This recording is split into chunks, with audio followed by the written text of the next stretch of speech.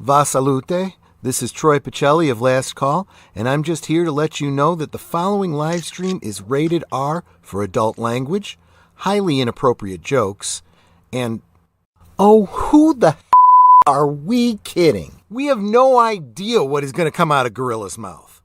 Viewer discretion is advised.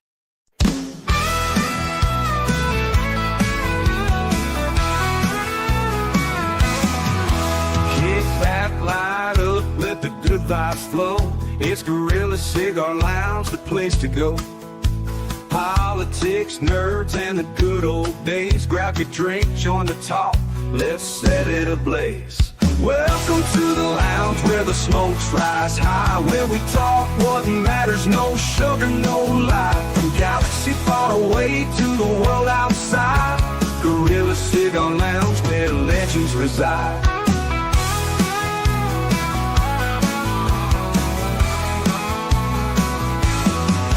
Starships and memories, debates get real. We're saving the world with a mic and some seal. Laughs and wisdom, we're bringing the heat. So pull up a chair, you're in for a treat. Welcome to the lounge where the smokes rise high, where we talk what matters, no sugar, no lie. From galaxy far away to the world outside, Gorilla Cigar Lounge where legends reside.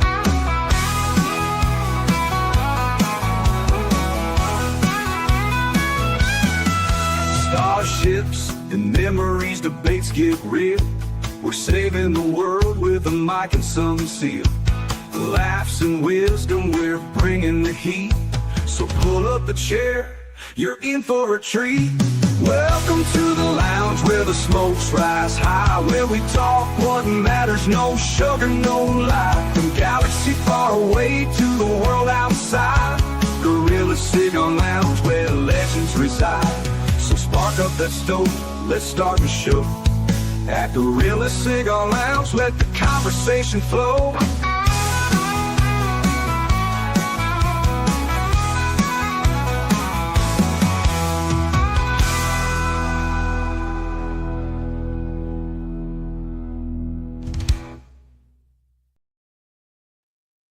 And hello, everyone, and welcome to a special stream tonight.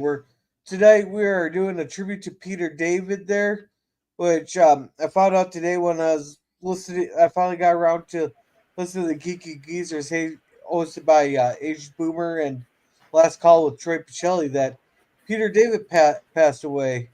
There, and he was a author I really liked for his Star Trek books, but he was more known for his comics of the Incredible Hulk. I think it was the Spider-Man ones, the Spider-Man comics there. Mm-hmm. But with me, I got Resolute Germ. How are you doing? Not too bad. How you doing, Gorilla? I'm doing. There's a lot of changes going on, but that's all for different time. Not in. Don't want to go onto it on stream. Mikey, how are you doing? Doing just fine, Gorilla. How are you? No, I just answered that. I know, but I mean, Yeah. I'm happy for you and Kayla. Yeah, We're both happy. Now let's say hi to the chat there. Basil Baldrigan says, I've been thinking it would be really nice if someone could do a tribute to Pop. He was a really nice guy. Someone who was always welcoming when people joined his streams. That actually sounds like a good idea. Maybe we should do tributes. Maybe I should do a string of dedicated cigar lounges to our fallen fellow YouTubers. They're not just Pop, but Burt Prey 5. I didn't know Clobbering Time too well, but I bet you I could talk Jill into coming on. She was really close to him, and Cardinal Sin. And Cardinal Sin, yeah. Sin there. Yeah, it's just about a year since both Bird and Pop went. Yeah. No, Bird has been about 8 months. August. Was it August? Yeah. I believe so, August. Yeah. Well, we're still in May, so 8 months. Yeah, I think it's the end of August, and then almost 8 months. So 3 more months, and it'll be a year. Yeah. Then there's a couple others in there too. So maybe we'll do Well, we'll yeah, get I was maybe gonna we'll do that more closer to July. yeah. Well, one person that was really into Peter Allen David when you mentioned him was Comic Storian. We lost Comic Storian too.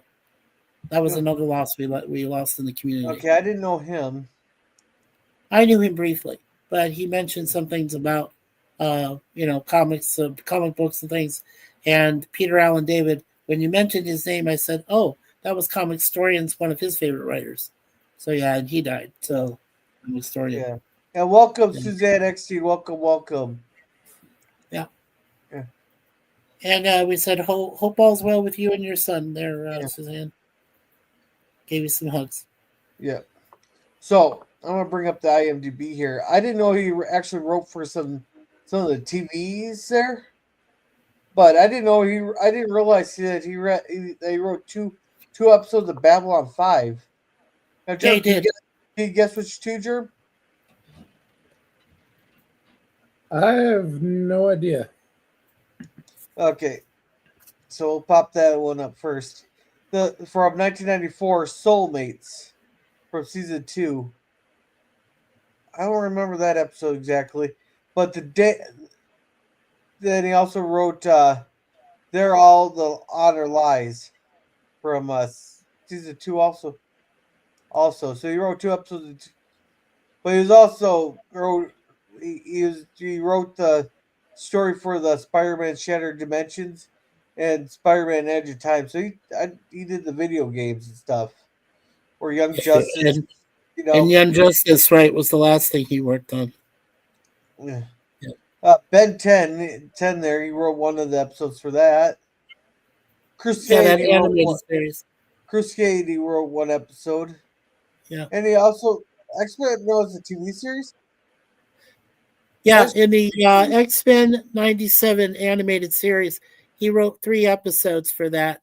That's Raquel's line that she likes, that I like, X-Men 97. Yeah, he worked on 3 episodes of that, the animated series. So, yeah. okay. Well, no, because did they just come out with an X-Men 97 Yes, recently? they did a new continuance from the old series. We just saw the first 10 episodes of that. Raquel, me, Moira. That was good. There's supposed to be a season 2 coming out. Like Okay. Yeah, sometime later. he didn't work on that, and he did the screenplay for Oblivion. But I've Yeah. known him more for his books there. So we're gonna stop Mm-hmm. sharing the screen there. Have you read any of his books there, Germ? I haven't read a comic book since probably before you were born. No, novels. Novels. I have no idea. Okay. Well, apparently 2012 there he had a stroke there and he recovered there. Then 2014 he had diabetes and he barely started a blog on how he lost all his weight there. Then his health just started declining in 2022 there. I didn't realize he was so sick there, Yeah. but Well, it apparently says he didn't. there it also says he suffered a mild heart attack before he died. So Oh yeah, he had a see there bunch of on the stuff. yeah, He had kidney we went through failure, that too. strokes, heart attack. Oh, but Yeah, the he New went through. Frontier books, these are some great books there. There where it follows the Captain Calhoun's. The You have to one be. that they're showing right there with Captain Kirk. That's Yeah. not Captain Kirk. No, not Captain Kirk, I'm sorry. With Spock in the background. Yeah. And About lost your dirt card there, Mikey. How about burned your I'm dirt looking card? at I'm looking at your book there. That Peter Yeah, but David book. he called Spock Captain Kirk. You about burned your dirt card for that. I'm sorry, I made a mistake. Anyway, but it has Spock in the background. It has Captain Picard in the background.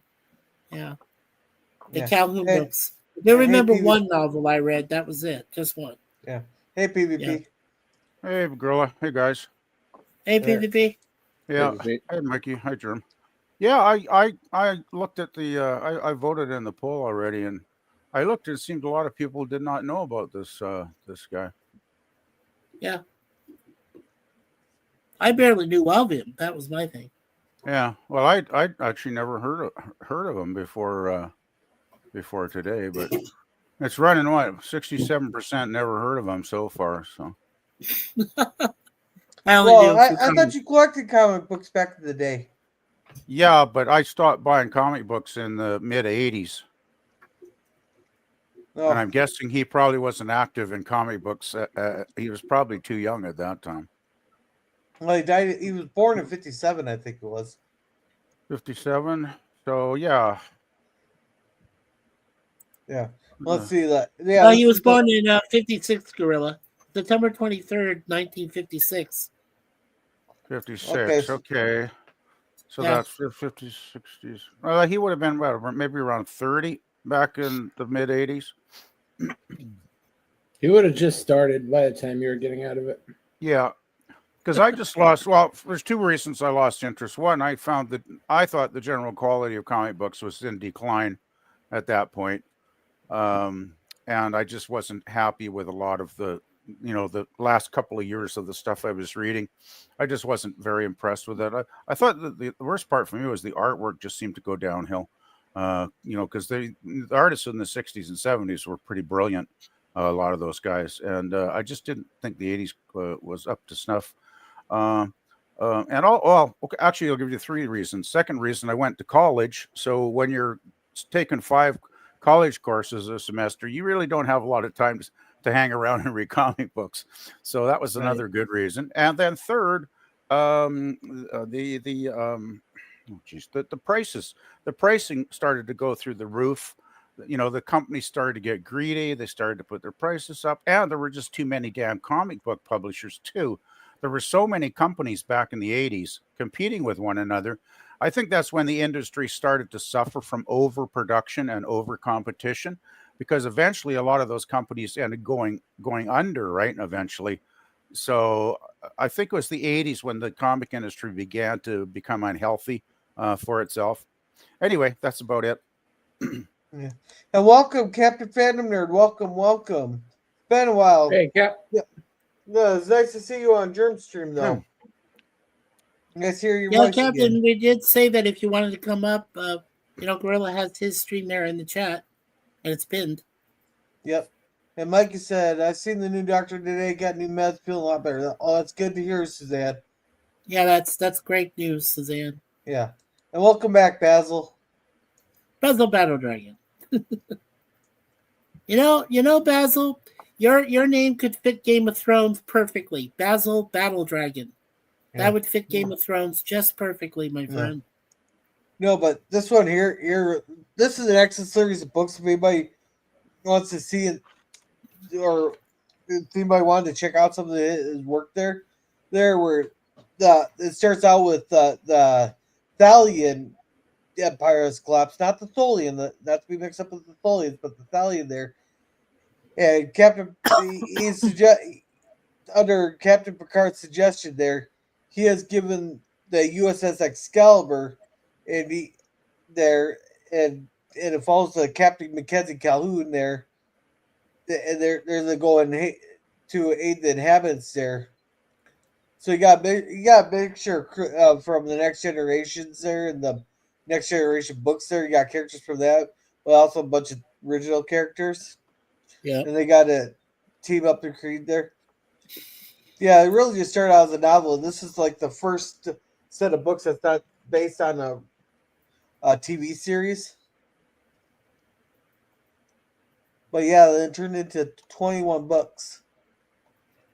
Well, They even have a bunch of tie-ins here that he wrote.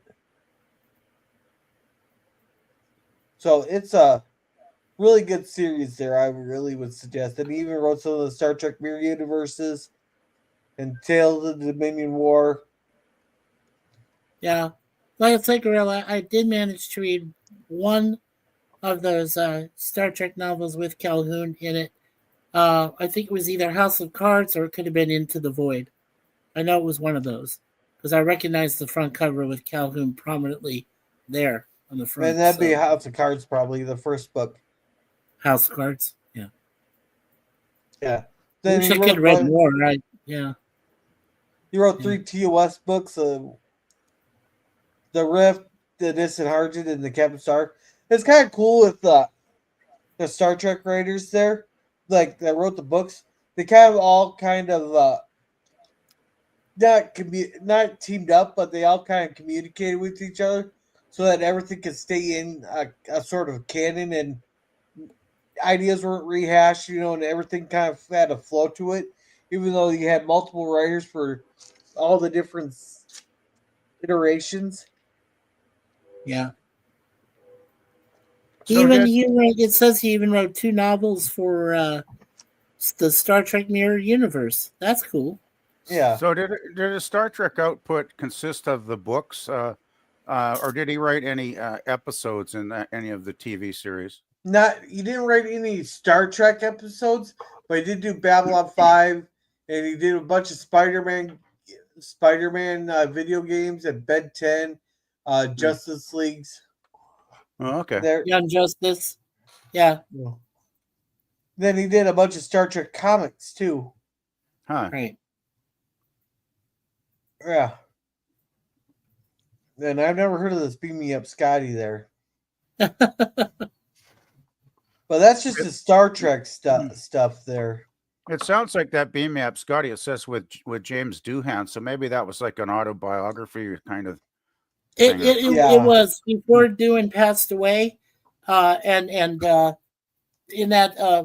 that biography, his son Chris, who was on Star Trek Continues, he helped out with the writing also. So oh, okay, that's good. Sounds interesting. I'll have to maybe try and find a copy of that one of these days. I want to try to find a copy of it. I really do. Yeah, find out what Doohan's real, thoughts were. I mean, we all know the legendary stuff, right? Like how he lost his finger and all that kind of stuff. But I'm sure at D-Day, yeah. I'm sure there's tons of information that we're not actually aware of in the background, right? When he lost his finger at the attack of D-Day, was it at Juno Beach or was it at Sword? I know it was at one of the. It's Juno. Juno's the Canadian beach. The Canadian, okay. Juno, yeah. Okay. Yeah. Well, let's see. He said, "Thank you, sir." And hi, Captain. Hey, then thank you, Suzanne, for putting the link in. Oh yes, Captain Fan Nerds channel. Hi, Suzanne. Hey, Suzanne.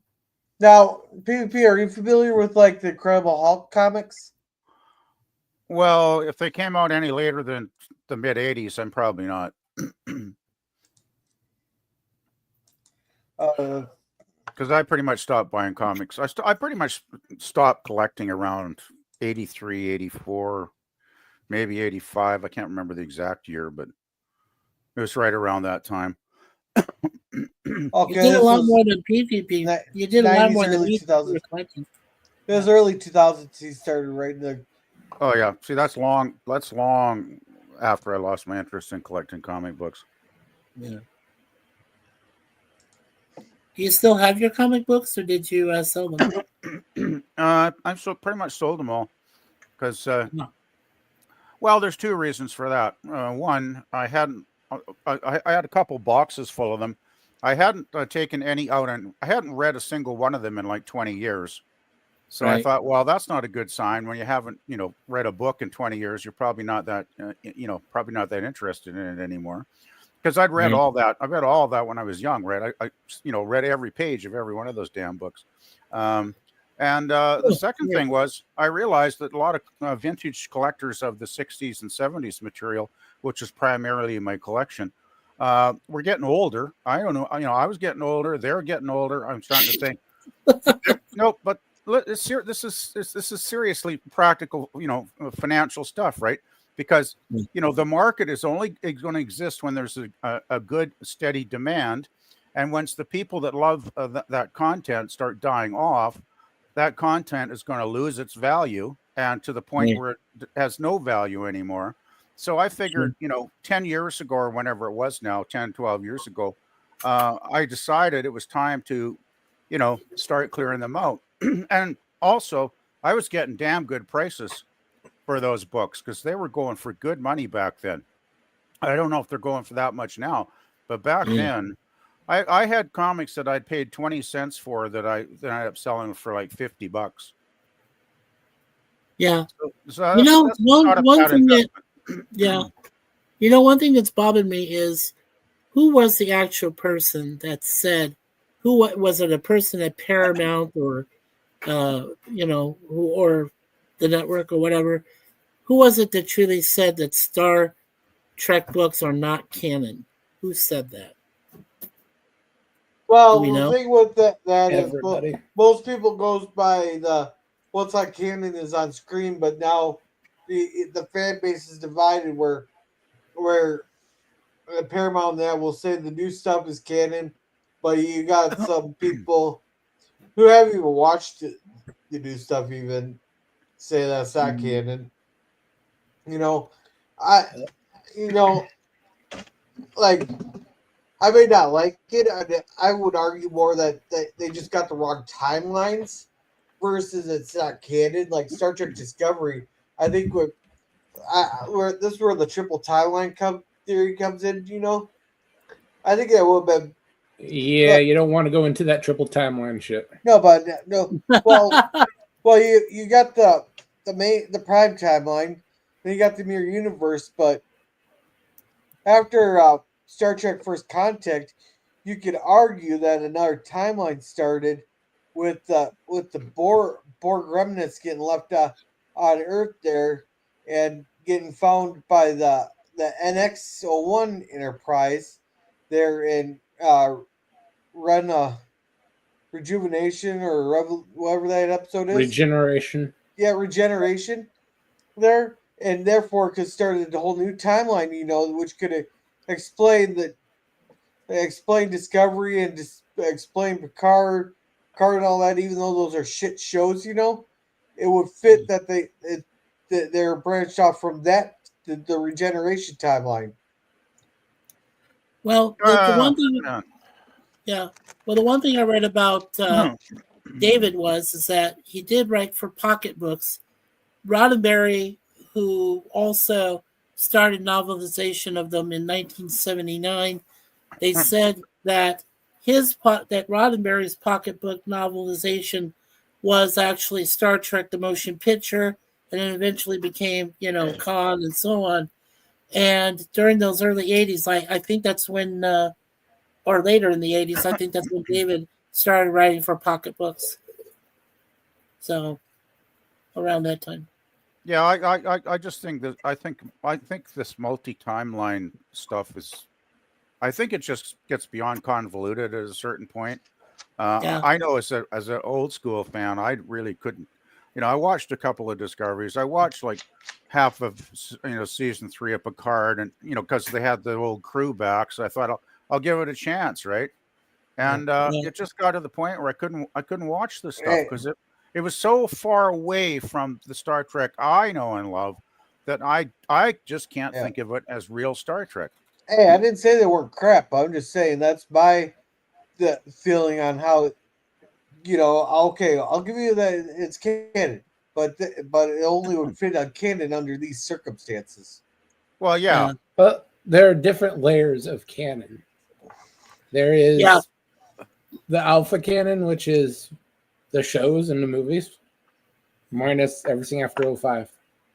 And there's beta canon, books, comics, and then there's the gamma, which would bring in video games, and then there's the shit canon, everything that Secret Robot has done.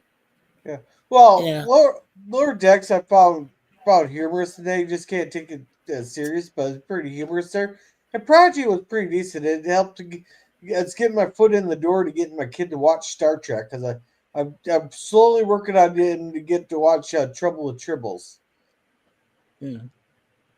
There. Well, at least There it's is, yeah, I was going to say the answer I asked of our, who said Star Trek books are not canon. Well, it says there's no specific individual who said that quote. The general consensus among 5 other different groups, including Den of Geek, I like Den of Geek because he has a good channel there.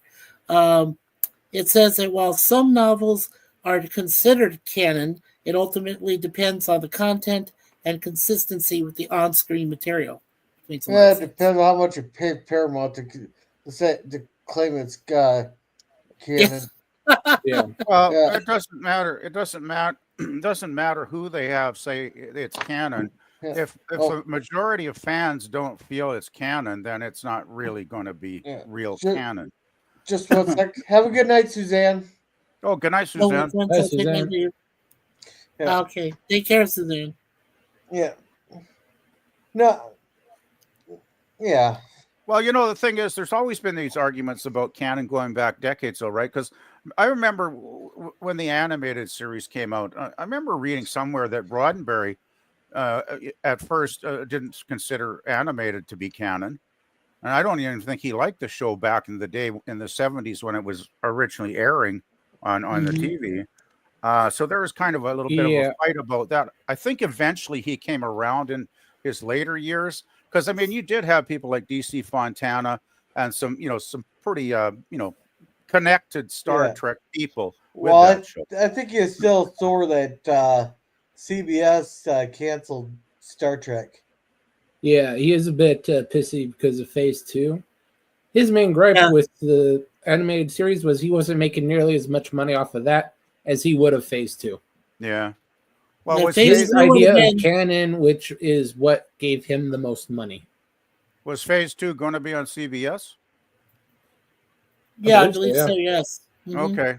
Okay. And, Because I, and phase two was going to be season 4. That was going to be the 4th season of the original Star Trek. yeah, I I thought just Phase 2 was getting me closer to the next, like a whole new crew. Oh, you mean closer to like what would have eventually become Next Generation? That's Yeah, probably true, Gorilla. Yeah. well, the thing is Both that are technically true because they had a lot of ideas about what Phase 2 was going to be. Right. what are the original cast? I know they got Shatner back signed for Phase 2, didn't they? But Nimoy wasn't interested.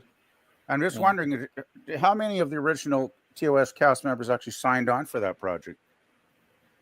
Well, I know Nichelle Most of Nichols them, I did. believe. Yeah, Nichelle Nichols did for Uhura. I know that. Uh huh. I think even Grace Whitney would have came back.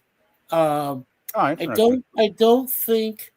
I don't think that Uh, uh, the Force Sulu Takei. Well, DeForest. I think he was too old. Decay and the Forest was, and Nimoy were not interested. They were not interested. Yeah, Hey, but welcome, Chekhov would have Booger. came back. Walter Welcome, Koenig would have came back. Booger. He says Phase 2 will have had everyone except Nimoy. Yeah, Nimoy would have been gone from that. And hello, Booger. Yeah, and good to see you and Christine. Yeah. I'm actually glad that they ended up making the movies instead, though, because I've seen enough, of the pre-production material on Phase 2, and like the guy they cast as Kirk's Vulcan science officer. I don't know. Of course I never saw him do any acting in the show itself because it never got produced. But I just didn't like the look of the guy. He just didn't feel right. Like I was so used to seeing Spock next to Kirk, right? It was just it didn't seem the same somehow. Is what I'm saying, I guess. Yeah, and Booger, you're right. The guy that got killed in the transporter accident, that Vulcan who died for them to bring Spock back, right? That would have been him in Phase 2. That would have been that. That would have been the guy that Yeah. replaced it. Yeah. If you watch the scene very carefully, you can almost hear in his screams, "Fuck you, Nimoy."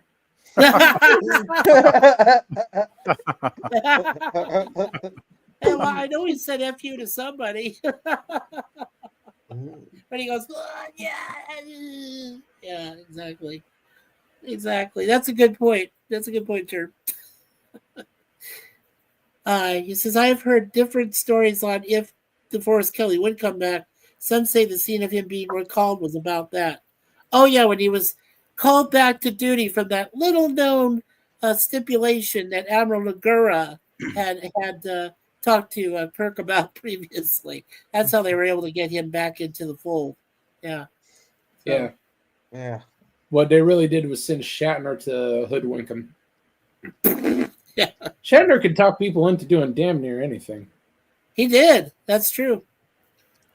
Shatner's that manipulative. Yeah.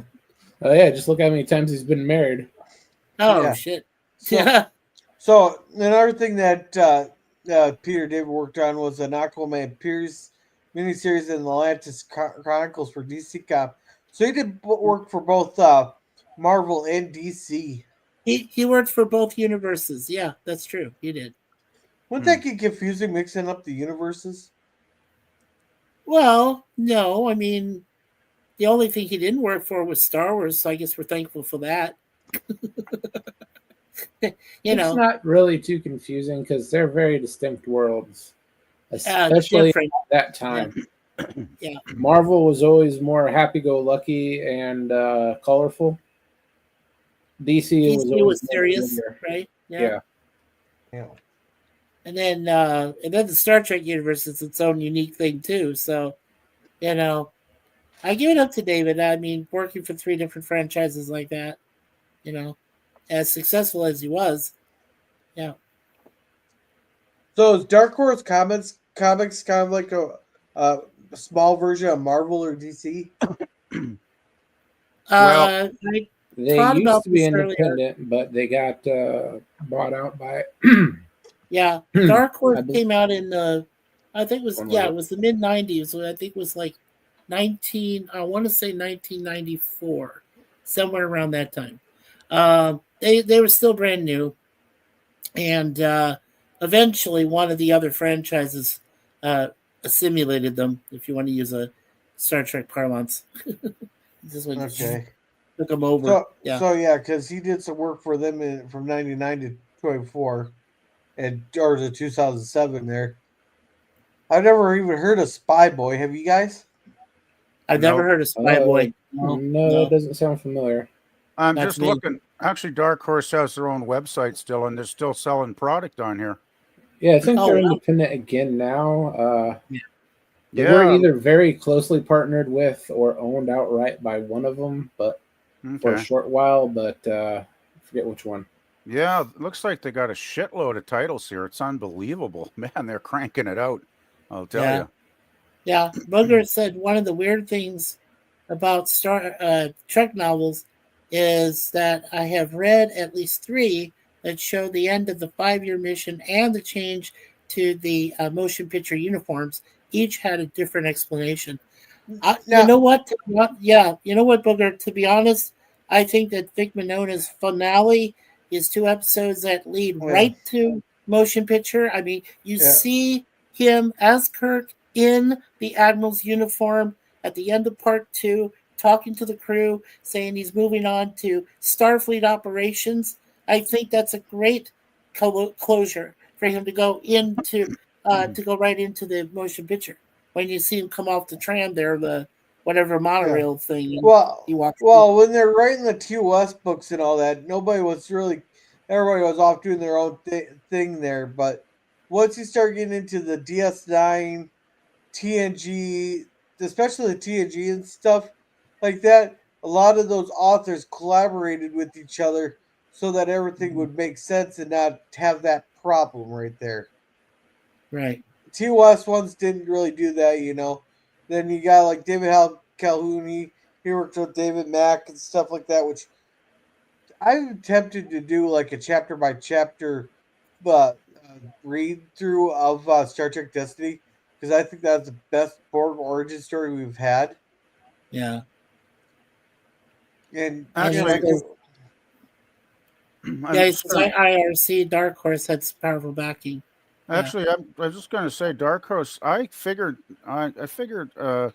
you were off in the '90s. They actually started in February 4th, 1986. So Oh, okay. I I missed it by because 8 years. yeah, because Okay. that's like a year or two after I stopped buying comic books. I did hear about the company starting up, right? Dark Horse. Yeah. Yeah, and they did actually become like it says here third biggest next to Marvel and DC. They managed to carve out like almost 5.6% of the marketplace or something. They were like the third largest company. Well, yeah, because they were a fledgling company, right? Yeah. PvP, Oh yeah.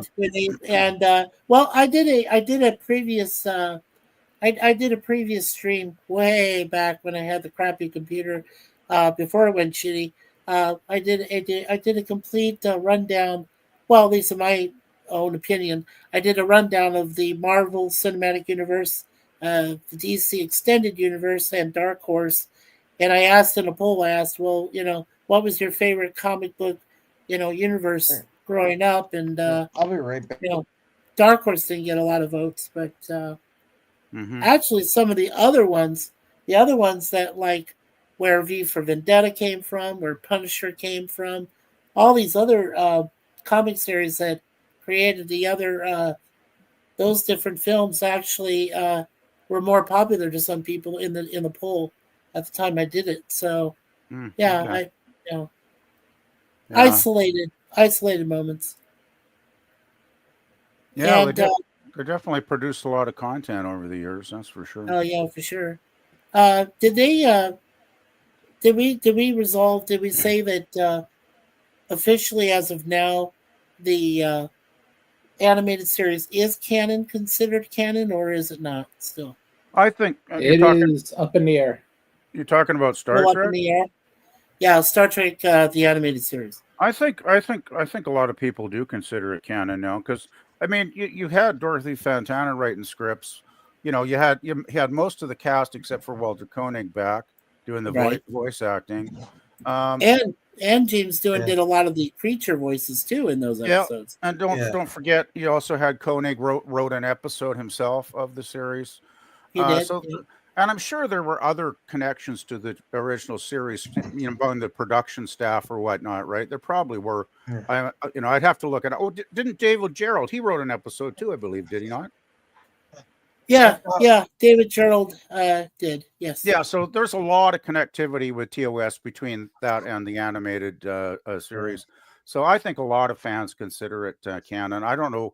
I don't really care what the establishment think anymore because they're kind of wonky in a lot of ways, a lot of the time anyway. So.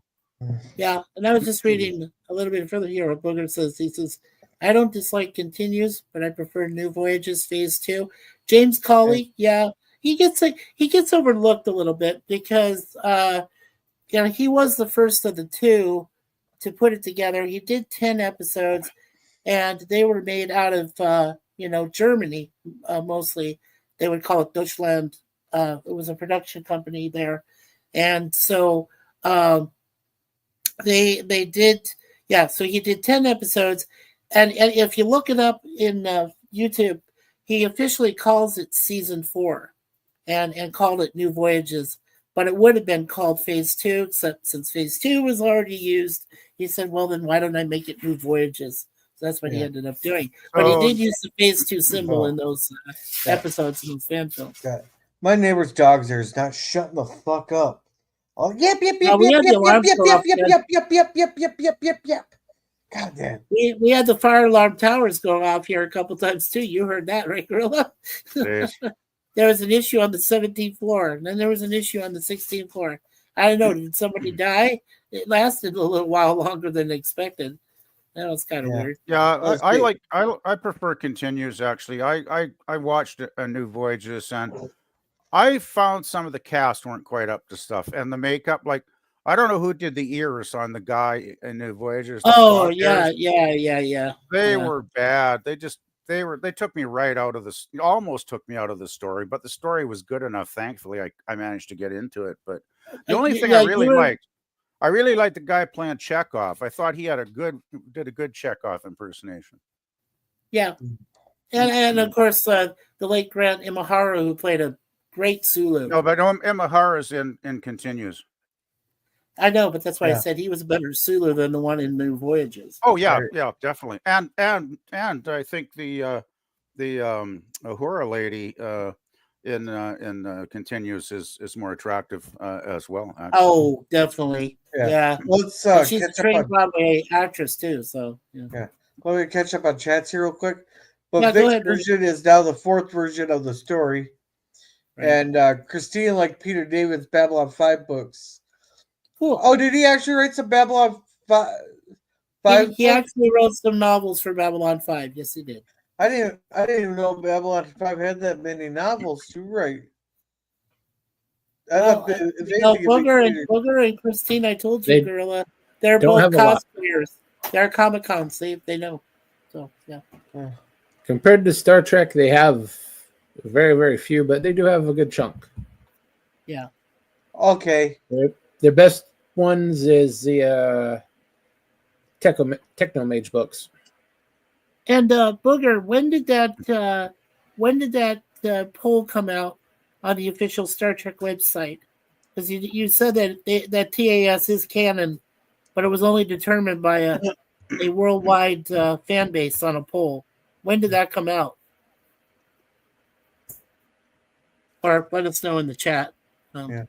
Yeah, Booker says, I always liked techno comics. They didn't last very long. Well, people don't buy them, they're not going to last. And yes, TAS's canon, a decision was ultimately made by a poll on the official Star Trek website. Okay. And it was preparations for the TAS DVD release. Gotcha. Well, of all 22 episodes. Okay, yes. Okay. Yeah, then the SFX was German, but the studio is in Ticonderoga. Ticonderoga, New York. Yes. Yeah, they should just deport that town. Sounds foreign. Hey, there was a battle in that lake, Ticonderoga. Yeah, that still doesn't mean doesn't mean the town doesn't deserve to be deported for having an unpronounceable name. Wasn't there a U.S. battleship with that name as well? There is. Yeah, there Was is. and is. Yes, okay. Well, I wasn't deport the sure. battleship too. We'll deport it too. Oh, wow. I never thought I heard Gorilla talking like this. Are you says, shocked? I tell my coworker all the time if he doesn't start speaking English there because I'm getting tired of the Spanish accent that I was going to call immigration on his ass. No, but I mean, you wouldn't. I don't know where would you deport a U.S. warship to? Like, I'd like to know where that's going to go. I don't know. We need some new coral reefs somewhere around the equator. Oh boy. Yeah. And you said Colley called it New Voyages because that was the title of 2 short story collections. He changed to Phase 2 because he had plans to do some of the original scripts. Yeah, well, his dad and Minota's dad worked on the original series and the crew, and that's where they were running around like kids, in a candy store, running around the sets and everything. This is how they got to have more intimate terms with it.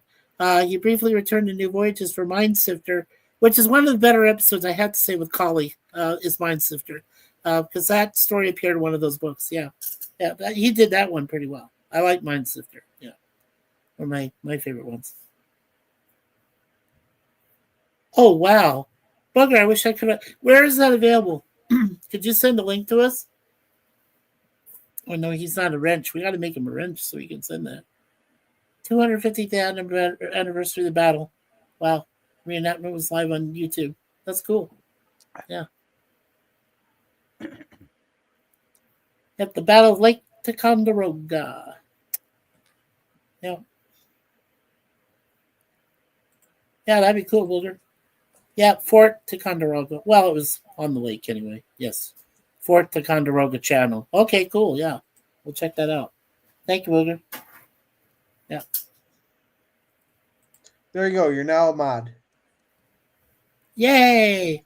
So he wrote the Third Space, and in the beginning novels that actually became books. Oh, cool. He wrote 5 Babylon 5 novels. 3 of which were originals, and 2 were made into the movies. Nice. Okay, so that's where they got the couple of the movies. Yes. Was through Peter Allen David. Yeah. Oh, you're welcome, Booger. Says thanks for the wrench to you, Gorilla. Yeah, not a problem. Yeah. They wrote a bunch of Spider-Man and Hulk books or novel adaptations. Okay, so his novels became films. Their Return of the Swamp King, The Rocketeer, Batman Forever, Spider-Man, Spider-Man 2, 3, Hulk, The Incredible Hulk, Fantastic Four, and Iron Man. Yeah. Now, I remember the Swamp Thing movie, and then, right, it went to television, didn't it, Germ?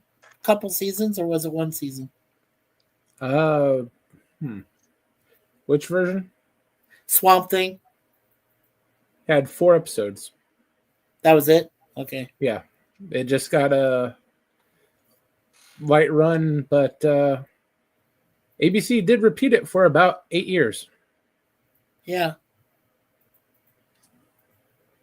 Okay. Then he also, so yeah, he just has a bunch of different books like Tiger Heart, also the School Library Journal. He wrote a bunch of stuff, but he never became wealthy off of his stuff because they actually had to do a fundraiser for him in the 2022. That kind of sucks. That kind of sucks when somebody that talented and prolific doesn't make a good amount of money off of talent. There's something wrong there because the money's going somewhere, right? You know. Well, that's one reason Dark Horse, from what I've read, got started was because the fellow that created Dark Horse Comics got really fed up with the way that writers and artists were being mistreated by like Marvel and DC and not getting paid as much money as they should have for their hard work that actually is what made the books sell in the first place, right?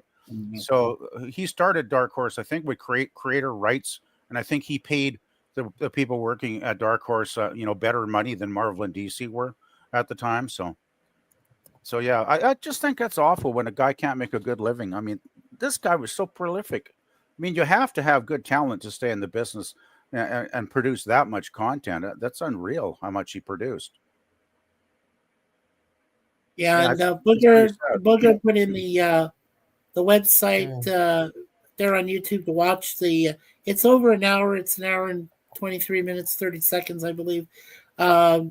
It's about the entire battle and the 250th anniversary. So, yeah, that'll be cool. I copied it and I've got it downloaded, so I'll watch it later. Thank you, Booger. Yeah. And let's see. Apparently, what the heck is the Marvel method, Germ? The Marvel method, as far as comics, I'm not sure. Because David Priestley wrote his comic book scripts using the Marvel method, but due to his tendency to overplot, as during his collaboration with McFarlane on the Incredible Hulk, he switched to the full script method. Are you looking for a definition of that, Gorilla? The Marvel method? Or something in crane eating terms. Okay.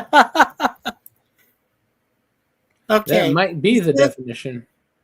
Well, it says here, the Marvel method is a system adopted by Marvel to produce comics during the 1950s.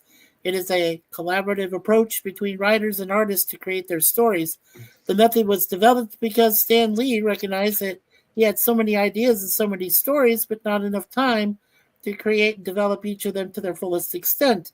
The Marvel method leaves the layout of the pages to the discretion of the artist who are working from a more general plot. The plot is typically derived by way of a story conference between the scripter and the artist. After the pages are drawn, the scripter then adds dialogue to the drawn pages. That's the Marvel method. Okay, thank you. Oh, here's something that might interest you, PvP. He wrote fan fiction, and like one of them was the TARDIS at Pooh Corner. Ooh. Oh, you mean for Doctor Who? Wow, cool. Well, I used to like Doctor Who, but I can't stand the crap they've cranked out in recent years. Well, this was back in this would have been in the 70s there, because this is before he became a professional writer. Oh, okay. So what again, was that around the Fourth Doctor, Tom Baker, or was that after the Fourth Doctor?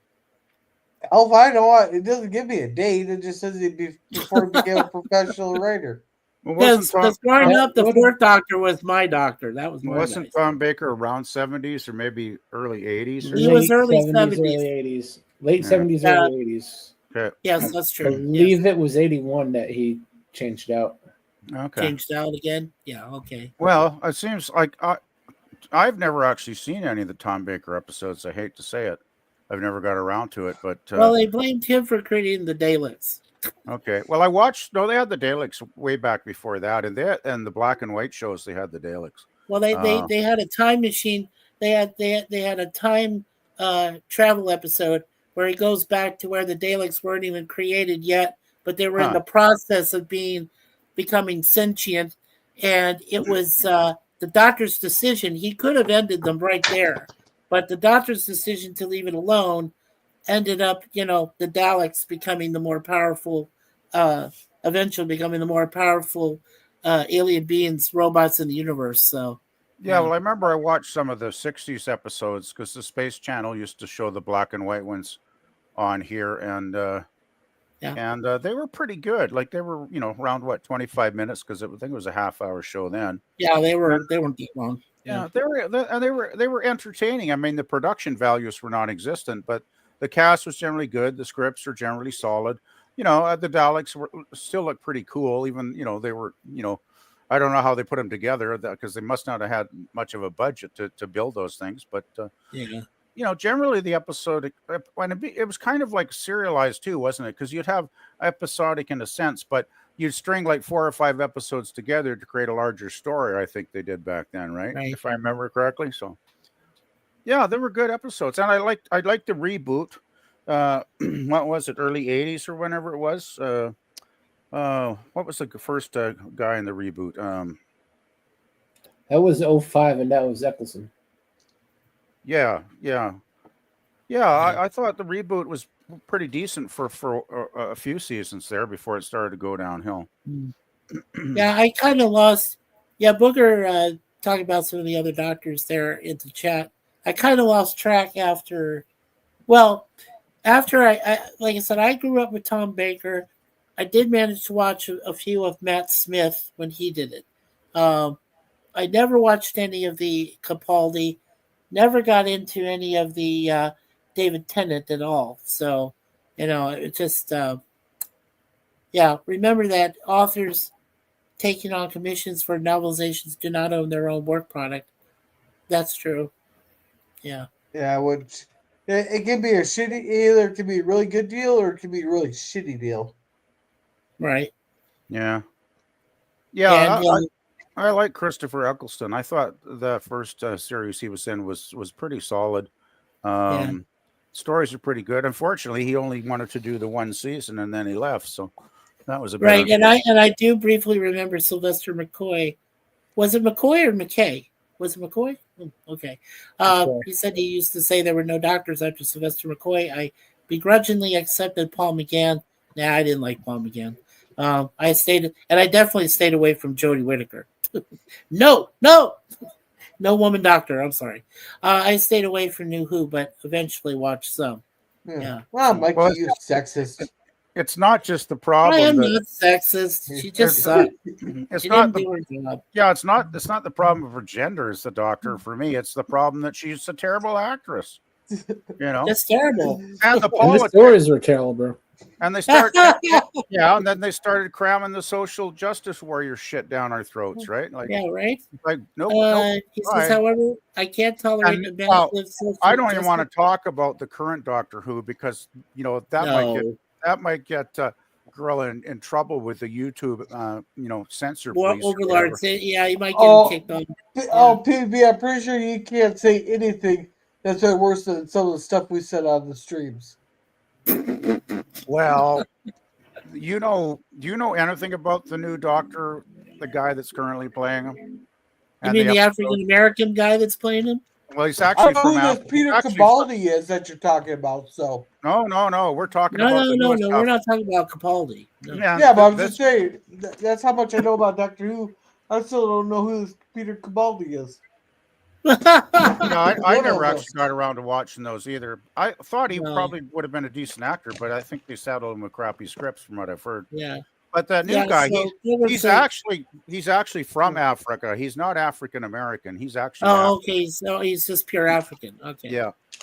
And I've seen some reviews of it with clips of it. The acting is painful. The gender politics they worked in because the new Doctor swings for the other team, if you know what I mean, right? He has a British accent, though, right? Even though he's from Africa, he has a British accent. Watched. He was born in Africa, raised in London, I believe. Yeah, he probably came over early on, so that's probably why he has the accent. But okay. Well, I mean, isn't there an episode where he's kissing a man? I believe. Oh Like God, I no, don't want to. don't tell me about I that. don't want to see Doctor Who kissing guys. I really do not. You know, I'm done with that show. And so is most of the audience, because I think the ratings have gotten the lowest point in the history of the show, and they went way down over the last couple of Yeah. years. So All right, so catch up on chats here. Christopher Eccleston was number Eccleston. 9, first in the reboot, and here's a brief short that made up the except David Tennant. Oh, okay. And actually, I just read that he is no longer the Doctor. He got fired.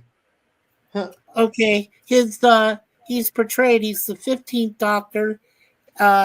He is portrayed by Rwandan Scottish. Oh, he's Scottish. Wow. Rwandan Scottish actor Nkuti Gatwa. Gatwa. All right. Yeah, Nkuti very Gatwa. Scottish sounding name there. All right. Yeah, that So- doesn't sound Scottish to me. All right. So PvP, you were asked about this earlier. David did help James Doohan write his autobiography, "Beat Me Up, Scotty." okay, Yes. that makes sense. Yeah, cool. Right on. Did his son Chris assist in that too, Gorilla? Does it say? It doesn't say. Okay. Then, Well, I'm then assuming he must have got some source though. he also wrote a book that's called "Writing Comics with Peter David." I guess that's the it kind of tells you like the thought process into writing comics and stuff that to help people write comics and stuff. I'm thinking that's what it is. He also did some stuff with Tales of Zorro. His books or his short story, "Color Seen by Candlelight," appeared in Zorro's productions in 2008. Let's see. Tim. Yeah, here's all his other media stuff. So he's won a lot of awards. He got the Golden Duck Award for Star Trek Starfleet Academy. That's his only Star Trek award. I mean, and a bunch of novels. So that's about as much as I got on Peter David there.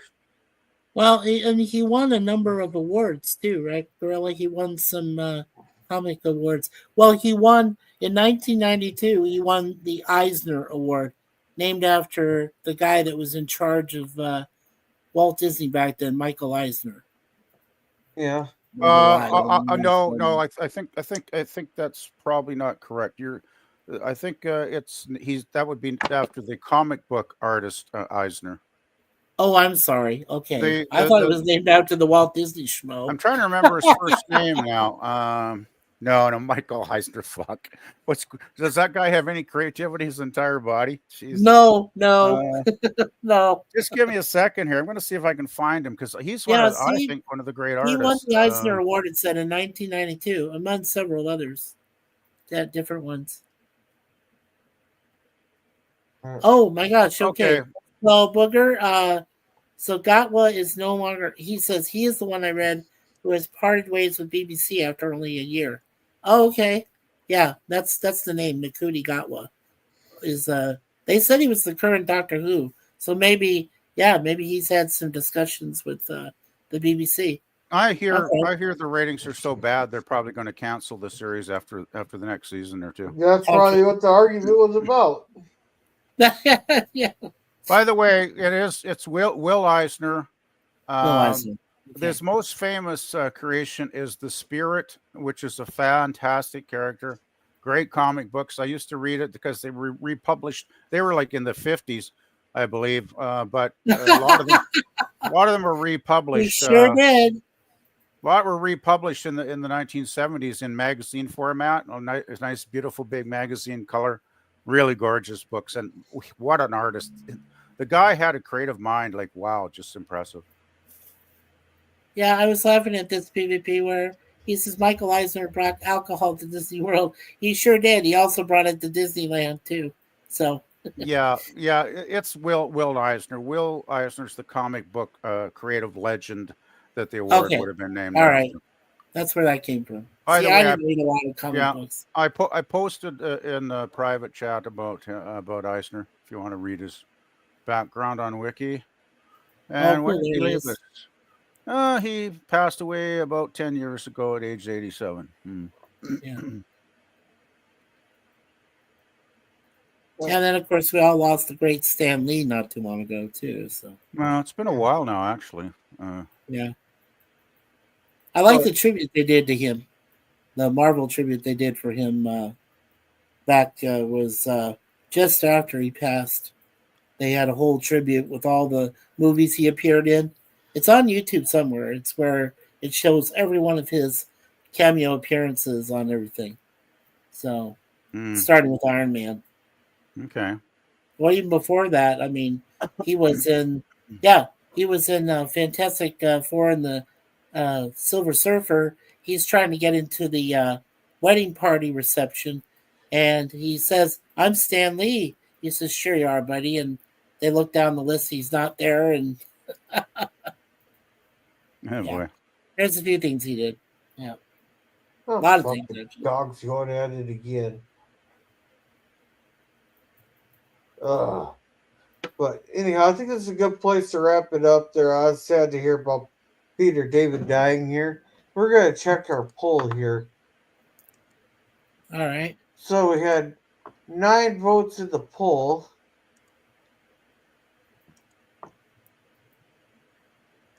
Let's see. Oh, okay, Booger.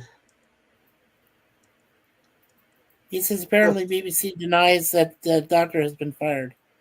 The new one. Okay. Well, I don't know. Well, they must be losing a shitload of money. I thought Disney was pulling out of co-producing that as well, because I heard they were pretty disgusted with the lack of profits, basically.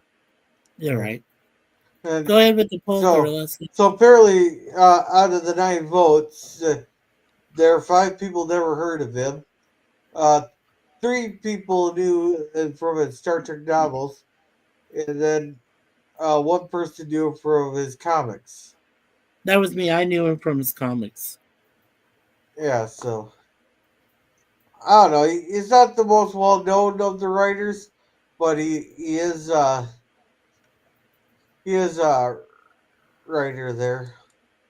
Oh, that's cool. Yeah, go ahead, girl. Yeah, Booker says he is the mainstay of the many connections over the years. Nice. All right. So, thank you, Booker 404 for coming. Mikey, you want to promote him while I'm scrolling? Yeah, Booker 414 is he and his wife Christine attend a lot of Comic Cons, and he has I don't know, Booker, if you have added some material to your channel recently, but you yourself, Booker, have always been a mainstay of all of our channels. So we really do appreciate you here with all of your knowledge and everything. So please go to Booker 414, YouTube channel and subscribe. He's a very well-known person. No material yet. Okay, thank you, Booker. And thank you. And thank you, Suzanne XT, for coming. And thank you, Captain Fender Nerd, for coming. I'm hoping that he brings back his morning brew streams there. There was always a lot of fun where he'd sit there and chat for about an hour or two. The morning brews are always a lot of fun. I hope he starts those up again pretty soon. Nice. And thank you, Basil Baldragon, for coming. He does live streams and all that other stuff, so make sure to definitely check him out. And that's everybody that popped their name into the chat there. So we'll start with you, Mikey. What do you got going on? Okay, well, in approximately 55 minutes from now, I have to go ahead just after midnight and do my 2-episode review of season 4 of the A-Team, got parts 1 and 2 that I'm doing early or later on for this morning before the exterminators invade tomorrow. We have the one thing that PvP and I and Siftan are doing on Saturday afternoon from 2 to 4 his time PM Pacific, their time Pacific, and my time 5 p.m. to 7 p.m. And we're going to be covering Who Mourns for Adonai, and then we're going to go to the Star Trek Continues first episode of their one season, which is called Pilgrim of Eternity, and it picks up where Ad and I left off.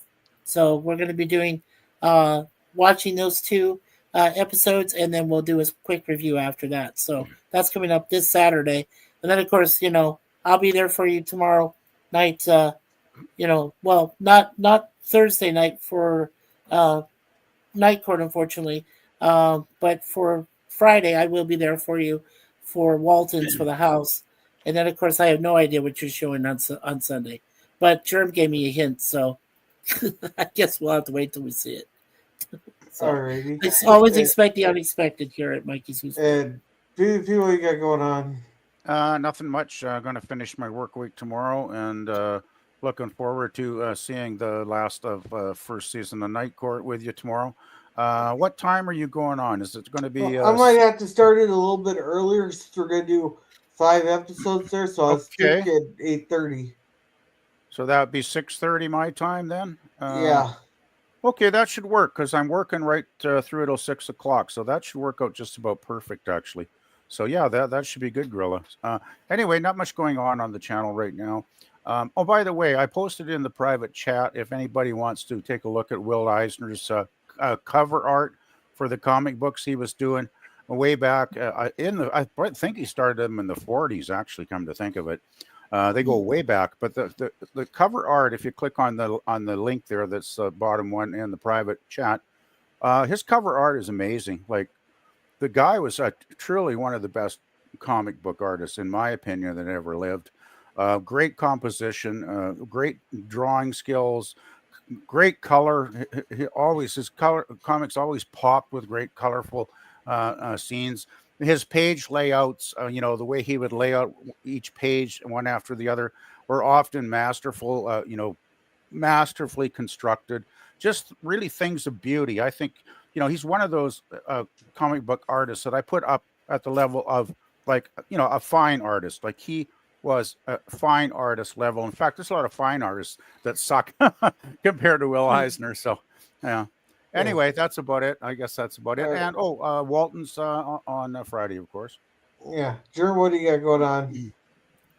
This Saturday we have Mighty Mouse: The New Adventures.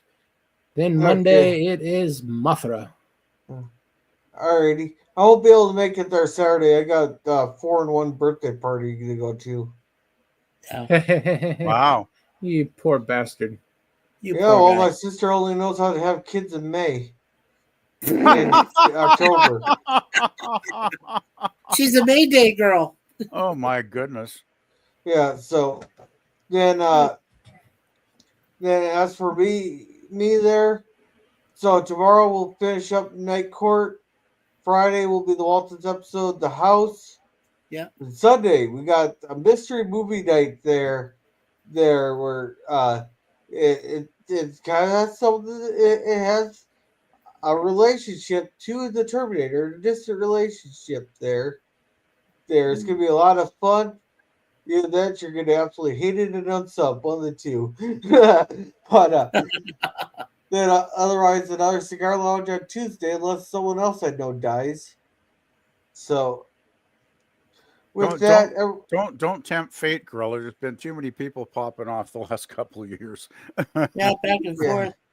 Yeah. So with that, you guys have a good night, and remember to be a gorilla. Night. We've been stopping, being through the night.